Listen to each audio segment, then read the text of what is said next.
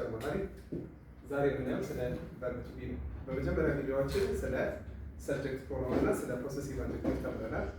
ፕሮናውን የምንላቸው እነዚህ ናቸው። አይ፣ ዩ፣ ሂ፣ ሺ፣ ኢት፣ ዊ፣ ዘይ።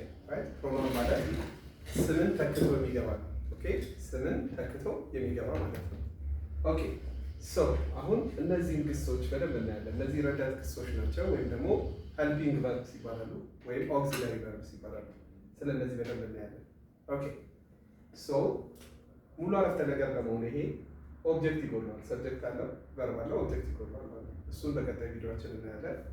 በዛሬው ትምህርታችን ግን ስለ እነዚህ ስለ ሰብጀክት እና ስለ ኦክሲላሪ ቨርቦች በደንብ እናያለን ማለት ነው። ኦኬ የመጀመሪያው ኦክሲላሪ ቨርብ አም ነው። አም ሁል ጊዜ ከአይ ጋር ነው የሚሄደው። ሶ አም ማለት ነኝ ማለት ነው ትርጉሙ። ኦኬ ሁለተኛው አር የሚለው ነው። አር በተደጋጋሚ ለዊ ለዘይ ገብቷል ማለት ነው። ስለዚህ ስንት ትርጉም ሊኖረው ይችላል? 1 2 3 ትርጉም ሊኖረው ይችላል። ኦኬ ምን እንደሆነ እስቲ አር ማለት ነ ወይም ደግሞ ነሽ ወይም ደግሞ ናችሁ እንልና ነን እና ናቸው የሚል ትርጉም ይኖራል ማለት ነው። ኦኬ ቀጥሎ ደግሞ ሶስት ቦታ የተጠቀምነው ኢዝ ነው። ኢዝ ማለት ሁለት ትርጉም ይኖረዋል፣ ነውና ነች። እስቲ አንድ ባል ነው። አሁን አይ አም እንላለን። አይ እንደምታውቁት እኔ ማለት ነው። አም ደግሞ ነኝ። አሳጥረን ስንገልጸው ነኝ ማለት ነው። በውስጥ ታሪክነት ማን አለ? እኔ። ሁለተኛው ዩ አር ነው። ዩ ሶስት ትርጉም አለው። አንድ ወይም ደግሞ አንቺ ወይም ደግሞ እናንተ። ስለዚህ ዩ ስንል አንተ፣ አንቺ፣ እናንተ እያልን ነው ማለት ነው።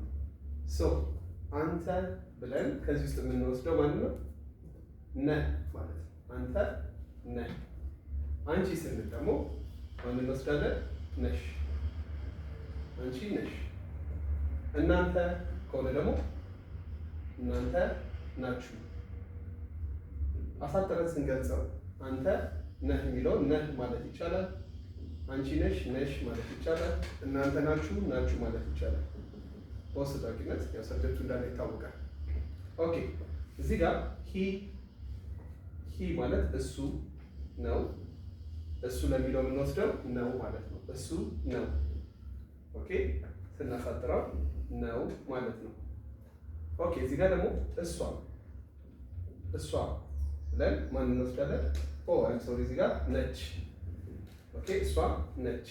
ኦኬ ወይም ደግሞ ነች ማለት ነው። ስናሳጥረው ነች ስንል እሷ እንደሆነ ይታወቃል።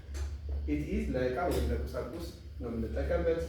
ነው ብለን እንለፈው። ይህንን ዊ ማለት እኛ ማለት ነው። እኛ የሚለውን እኛ ብለን ነን የሚለውን ነው የምንወስደው። ነን ስናሳጥረው ነን ስንል እኛ እንደሆነን ይታወቃል ማለት ነው። የመጨረሻው እነሱ ብለን ማን እንወስዳለን? ናቸው። እነሱ ናቸው ወይም ደግሞ ሲያጠር ናቸው።